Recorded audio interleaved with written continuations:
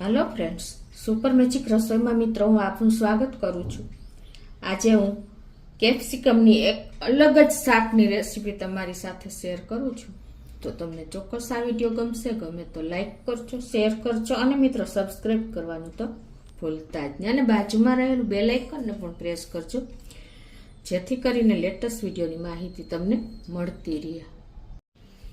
તો હવે એના ઇન્ગ્રેડિયન્ટમાં મિત્રો જો મેં અત્યારે 3 કેપ્સિકમ વજનમાં 300 ગ્રામ છે, લીંબુ છે, ધાણા ભાજી છે અને આપણે મસાલામાં તમને બતાવી દઉં કે વરિયાળી છે, ધાણા છે, મગફળીના દાણા છે, આદુ અને મરચાની મેં કટકી કરી લીધી છે, તલ છે, સૂકા કાશ્મીરી લાલ મરચા છે, ટોપરાનું ખમણ છે અને રૂટીન મસાલા છે। તો બનાવવાનું ચાલુ કરીએ। તો આજે એક અલગ જ મસાલા સાથે આપણે શાક બનાવશું। તો એના માટે અત્યારે આ 3 કેપ્સિકમ છે એને આપણે મેં ધોઈને અને સાફ કરી લીધા છે। તો એને આપણે આ રીતે લાંબી ચિપ્સમાં જ કટ કરશું, એટલે આપણે આ રીતે જ સમારી લેશું। અત્યારે એકદમ પતલી પતલી સ્લાઇસમાં સમારી લેશું। તો આ રીતે જો આપણે કેપ્સિકમને લાંબી સ્લાઇસમાં સમારી લીધા છે। હવે આપણે મસાલા શેકવાના છે। તો એના માટે ગેસ ઓન કરી અને ગેસની ફ્લેમ સ્લો રાખશું અને હવે એમાં આપણે આ 3 ટેબલ સ્પૂન જે મગફળીના દાણા લીધા છે એ નાખી દેશું અને એને આપણે સ્લો ફ્લેમ ઉપર જ રોસ્ટ કરવાના છે। અને 2 સૂકા કાશ્મીરી લાલ મરચાં લીધા છે એને પણ આપણે સાથે જ રોસ્ટ કરી લેશું આ રીતે સ્લો ફ્લેમ ઉપર। તો આ રીતે જો આપણે હલકા સ્પોટ આવી ગયા છે મગફળીના દાણા ઉપર અને સ્લો ફ્લેમ ઉપર આપણે આ રીતે શેકી લેવાના છે। હવે આપણે આ રીતે 1 ટીસ્પૂન જેવા આખા ધાણા, 1 ટીસ્પૂન જેવી આપણે વરિયાળી, અડધી ટીસ્પૂન જેવું આખું જીરું નાખી અને એને પણ આપણે 1 મિનિટ આ રીતે રોસ્ટ કરી લેશું। આમાં ખાસ આપણે શું ધ્યાન રાખવાનું છે કે આપણો મસાલો દાજવો ન જોઈએ। હવે 10 થી 12 આપણે મરીના દાણા અને 2 થી 3 લવિંગ લીધા છે એ પણ નાખી દેશું અને આપણે આ રીતે સ્લો ફ્લેમ ઉપર 1 મિનિટ આ બધું જો રોસ્ટ કરી લીધું છે। અને હવે આપણે 1 ટેબલ સ્પૂન જેવા તલ નાખીને અને આને પાછું અડધી મિનિટ જેવું રોસ્ટ કરશું। તો હવે જો આપણો મસાલો પણ શેકાઈ ગયો છે અને ગેસ બંધ કરી દઉં છું અને જો આપણા તલ પણ પ્રફલ થવા માંડ્યા છે। તો હવે આપણે 1 ટેબલ સ્પૂન જેવું કોપરાનું મેં રેડ ખમણ લીધું છે એ પણ લઈ લેશું અને બંધ ગેસે જ આપણે આને શેકી લેશું, કેમ કે આપણું પેન પણ ગરમ જ હોય છે। તો આપણે ગેસ ચાલુ રાખવાની કોઈ જરૂર નથી, આ રીતે આ પેન ગરમમાં જ શેકાઈ જશે। ડેસિકેટેડ કોપરું લીધું છે, જો તમારી પાસે સૂકું કોપરું હોય ને તો એનું ખમણ કરીને પણ તમે લઈ શકો છો। હવે આને આપણે એક પેનમાં કાઢી લેશું એટલે આપણો મસાલો દાજે નહીં, કેમ કે આ પેન ગરમ હોય છે અને આને આપણે ઠંડુ થવા દેશું। તો આ મસાલો પણ આપણો ઠંડો થઈ ગયો છે રોસ્ટેડ કરેલો। તો એને આપણે મિક્સર જારમાં નાખી અને એને આપણે પ્લસ મોડ ઉપર એટલે કે ચાલુ બંધ કરીને શેકી લેશું અને એમાં આપણે 1/4 ટીસ્પૂન જેવી હિંગ નાખી દેશું। તો આ રીતે જો આપણે એનું ટેક્સચર દરદરું રહે ને એવું આપણે તૈયાર કર્યું છે, તમને ખ્યાલ આવી જતો હશે જો છે ને। હવે આ બાજુ આપણે ગેસ ઓન કરી અને એક પેનમાં આપણે 3 ટેબલ સ્પૂન જેવું તેલ મૂકી દેશું અને તેલને ગરમ થવા દેશું। તો આપણું તેલ પણ ગરમ થઈ ગયું છે। 1/4 ટીસ્પૂન રાઈ, અડધી ટીસ્પૂન આખું જીરું, પિંચ જેટલી હિંગ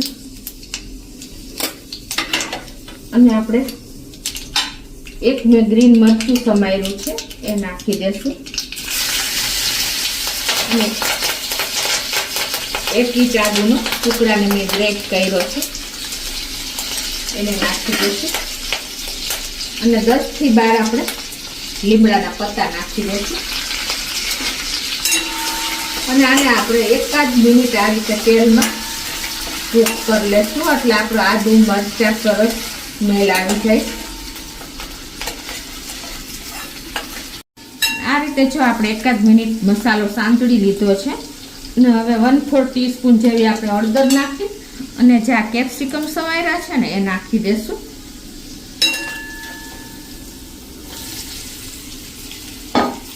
અને એને ફૂલ ફ્લેમ ઉપર આપણે આ વઘાર સ્લો ફ્લેમ ઉપર કર્યો છે. અને હવે આને ફૂલ ફ્લેમ કરી અને 2 મિનિટ આ રીતે આપણે કેપ્સિકમ મરચાંને કૂક કરી લઈશું. બહુ આપણે કૂક નથી કરવાના.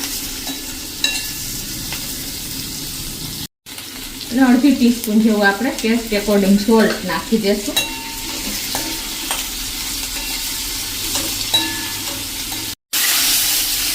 તો આ રીતે જો આપણે ઢાંકવાનું નથી, પણ ખુલ્લું જ ઓપન જ આપણે 2 મિનિટ કૂક કરવાનું છે. વધારે કૂક કરશો ને તો સાવ સોગી થઈ જશે અને કેપ્સિકમ લૂઝ થઈ જશે ને તો ખાવાની મજા નહીં આવે. અને જુઓ મિત્રો, આ રીતે 2 મિનિટ થઈ ગઈ છે.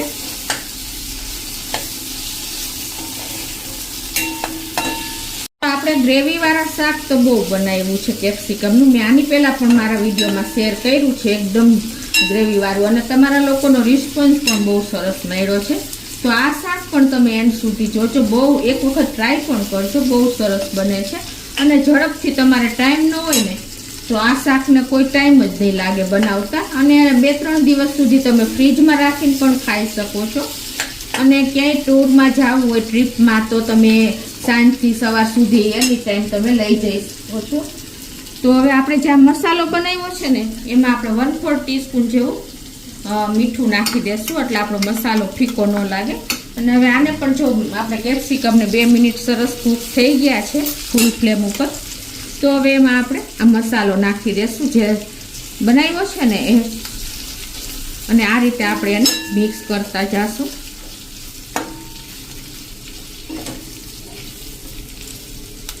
સ્લો ફ્લેમ કરી દઈશું અત્યારે અને આપણે મસાલાને મિક્સ કરી લઈશું.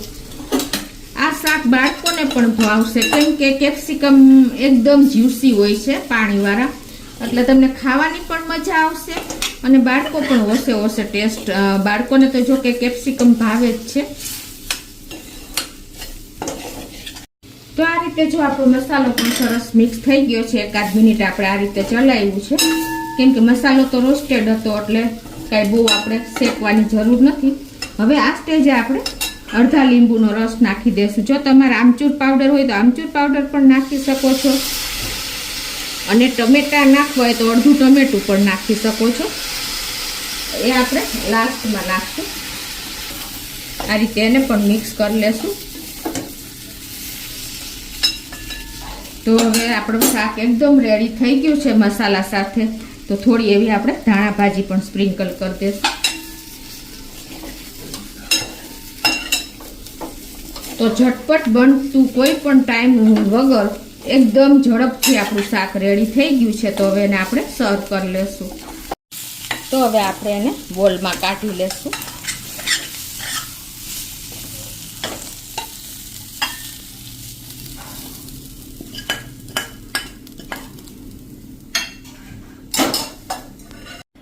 તો હવે આપણે ઉપરથી થોડી એવી ધાણા ભાજી પણ નાખી દઈશું. જો મિત્રો, એકદમ મસાલાથી લથબથતું અને એકદમ જ્યુસી એવું આપણું શાક રેડી છે. તો ચોક્કસ તમે એક વખત આ રીતે ટ્રાય કરજો અને બાળકોને ટિફિનમાં આપણે મોકલી શકો છો અને એની ટાઈમ ટ્રીપમાં લઈ જઈ શકો છો અને ફ્રીજમાં રાખીને 3 દિવસ ખાઈ શકો છો. તો તમને ચોક્કસ આ કેપ્સિકમનું શાક ગમશે. ગમે તો લાઈક કરજો, શેર કરજો અને સબસ્ક્રાઈબ કરવાનું તો ભૂલતા જ નહીં.